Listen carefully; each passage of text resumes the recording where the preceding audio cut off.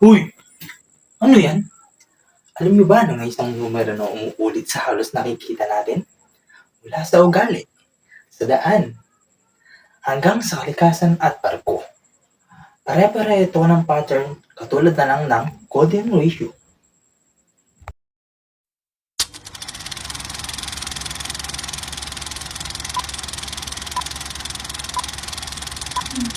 Ano ang regularity o paulit-ulit na pattern? Napapansin nyo ba na may mga bagay na parang laging pareho ang ayos? Parang may sinusunod na pantunan. Halimbawa, kung paano tayo gumising, kumilos o kung paano dumaloy ang trapiko. May kaayusan o regularity ito at sa marami nito may nakatagong mat ang numero na 1.618.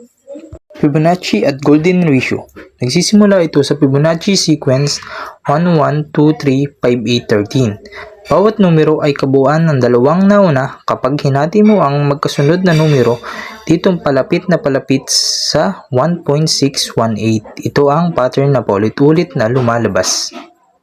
Sa tao at araw-araw na gawain. Hindi lang sa halaman, sa ating katawan, ang haba ng paa kumpara sa binti. Ang lapad ng muka kumpara sa taas. Madalas sumusunod sa ratio na ito. Pati sa ating mga gawi. Ang pagkakasunod-sunod ng oras, ng tulog, trabaho at pahinga. May sinusunod na balanse na parang tugma sa pare-parehong prinsipyo.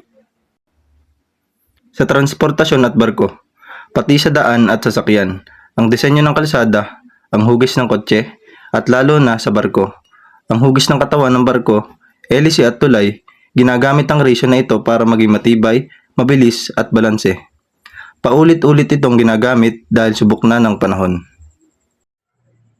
Kaya ang paulit-ulit na ayos na nakikita natin ay hindi lamang aksidente. Ang nasa likod nito, ang golden ratio. Isang konsepto ng math kung saan nagbibigay ito ng kaayusan, balanse at ganda ng mundo. I just had to let you know you're